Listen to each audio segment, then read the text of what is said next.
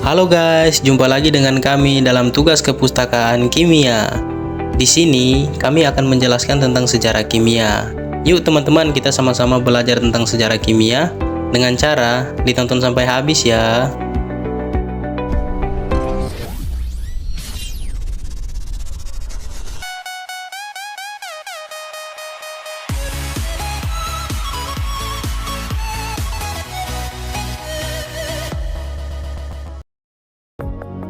Halo guys, di sini kami akan mempresentasikan tugas yang diberikan Ibu Novike Bella Sumanik STMPD mengenai sejarah alkimia pada abad ke-17 zaman awal era Kristen. Perkenalkan kelompok kami. Di sini ada Arifudin Diki Suendrawigo, Ilviana Manda, dan juga Ima Serianti Brief. Selamat menyaksikan. Zaman awal era Kristen akhir abad ke-17, alkimia bertolak dari karya dan pemikiran Aristoteles, maka banyak para alkimia yang berlomba-lomba untuk membuat emas dari logam yang murah. Namun mereka telah gagal untuk menyulap logam lain menjadi emas. Waktu itu mereka mempercayai sepenuhnya pemikiran-pemikiran Aristoteles sehingga pandangan mereka menjadi kabur. Pada umumnya para ahli kimia di Eropa hingga abad ke-13 percaya bahwa logam itu terbentuk dari unsur raksa dan belerang. Mereka juga berpendapat bahwa logam-logam biasa dapat diubah menjadi logam yang lebih mulia, yakni emas.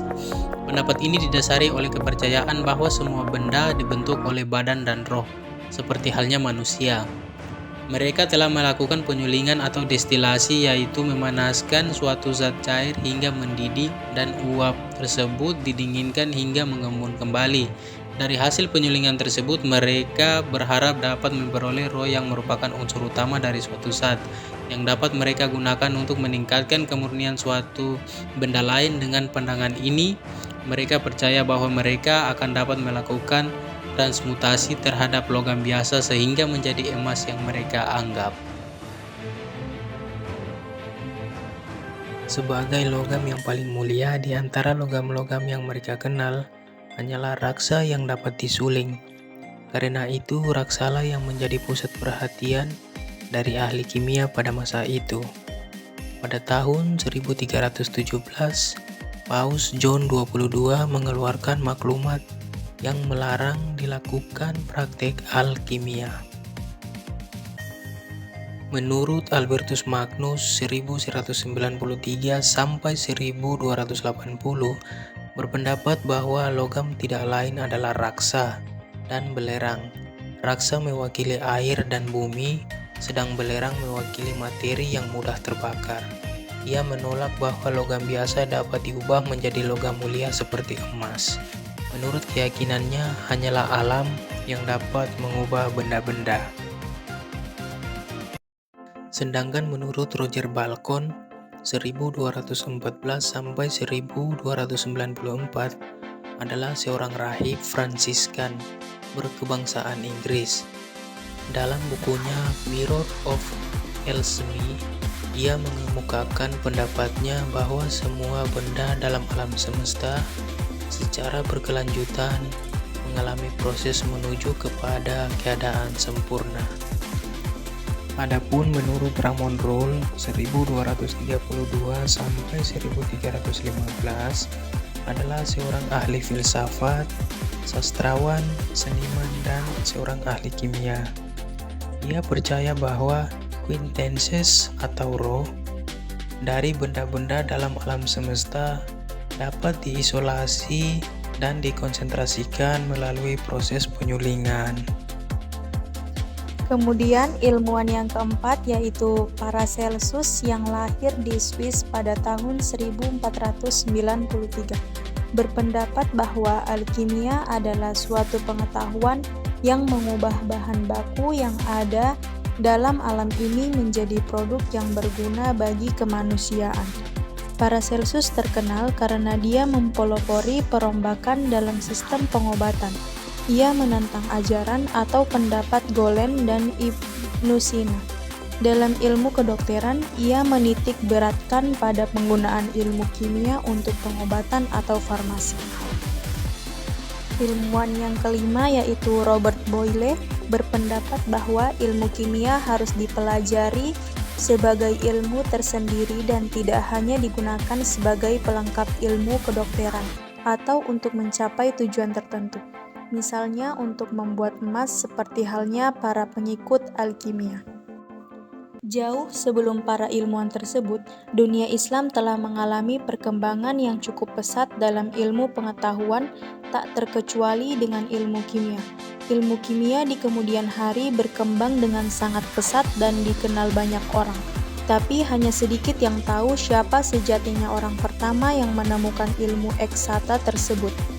Adalah Abu Musa Jabir ibnu Hayyan, ilmuwan muslim pertama yang menemukan dan mengenalkan disiplin ilmu kimia. Ilmuwan muslim ini lebih dikenal dengan nama Ibnu Hayyan, sementara di barat ia dikenal dengan nama Ibnu Geber.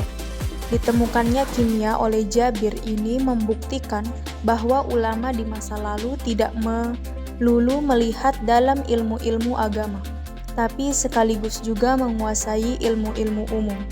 Berkat penemuannya ini pula, Jabir dijuluki sebagai Bapak Kimia Modern. Jabir mendasari eksperimennya secara kuantitatif dan instrumen yang dibuatnya sendiri, menggunakan bahan berasal dari logam, tumbuhan, dan hewan. Jabir mempunyai kebiasaan yang cukup konstruktif mengakhiri uraiannya pada setiap eksperimen. Pada perkembangan berikutnya, Jabir ibnu Hayyan membuat instrumen pemotong, peleburan, dan pengkristalan. Ia menyempurnakan proses dasar sublimasi, penguapan, pencairan, kristalisasi, pembuatan kapur, penyulingan, pencelupan, pemurnian, sematan atau fissection, amalgamasi, dan oksidasi reduksi. Setelah itu, papar Jabir memodifikasi dan mengoreksi teori Aristoteles mengenai dasar logam yang tetap tidak berubah sejak awal abad ke-18 Masehi. Dalam setiap karyanya, Jabir melaluinya dengan terlebih dahulu melakukan riset dan eksperimen. Metode inilah yang mengantarkannya menjadi ilmuwan besar Islam yang mewarnai Renaissance dunia barat. Namun, kemudian dalam mempelajari kimia, Jabir memperkenalkan eksperimen objektif, suatu keinginan memperbaiki ketidakjelasan spekulasi Yunani, akurat dalam pengamatan gejala, dan tekun mengumpulkan fakta. Terobosan Jabir lainnya dalam bidang kimia adalah preparasi asam sendawa, hidroklorik, asam sitrat, dan asam tartar. Penekanan Jabir di bidang eksperimen sistematis ini dikenal tak ada gunanya di dunia. Inilah sebabnya mengapa Jabir diberi kehormatan sebagai bapak ilmu kimia modern oleh senyawanya di seluruh dunia. Dalam hal teori keseimbangan, diakui para ilmuwan modern sebagai terobosan baru dalam prinsip dan praktek alkimia dari masa sebelumnya. Sangat spekulatif, di mana Jabir berusaha mengkaji keseimbangan kimiawi yang ada di dalam suatu interaksi zat-zat berdasarkan sistem numerologi. Studi mengenai arti teknik dari suatu zat, pengaruhnya atas hidup manusia, yang diterapkannya dalam kaitan dengan alfabet 28 huruf Arab untuk memperkirakan proporsi alamiah dari produk sebagai hasil dari reaktan yang bereaksi.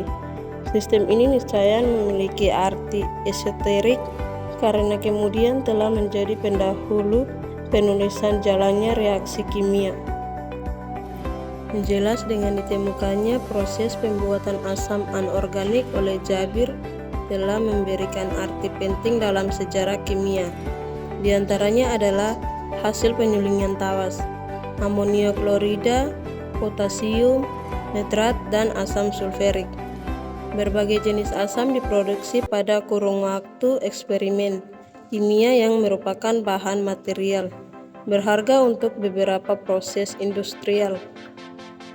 Penguraian beberapa asam terdapat di dalam salah satu manuskripnya berjudul Sandagal Hikmah Rongga Dada Kearifan. Seluruh karya Jabir ibnu Hayyan lebih dari 500 studi kimia, tetapi hanya beberapa yang sampai pada zaman Renaissance. Korupsi studi kimia Jabir mencakup penguraian metode dan peralatan dari berbagai pengoperasian kimiawi dan fisikawi yang diketahui pada zamannya. Di antara bukunya yang terkenal adalah Al-Hikmah dan Al-Falsafiyah yang diterjemahkan ke dalam bahasa Latin berjudul Summa Perfectionis. Suatu pernyataan dari buku ini mengenai reaksi kimia adalah air raksa, merkuri, dan belerang sulfur bersatu membentuk satu produk tunggal, tetapi adalah salah menganggap bahwa produk ini sama sekali baru dan merkuri serta sulfur berubah keseluruhannya secara lengkap.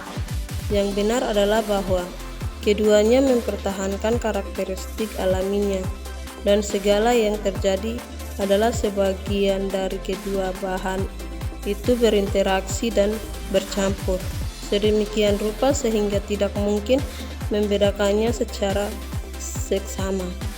Jika dihendaki memisahkan bagian-bagian terkecil dari dia, kategori itu oleh instrumen khusus, maka akan tampak bahwa tiap elemen unsur mempertahankan karakteristik teoritisnya.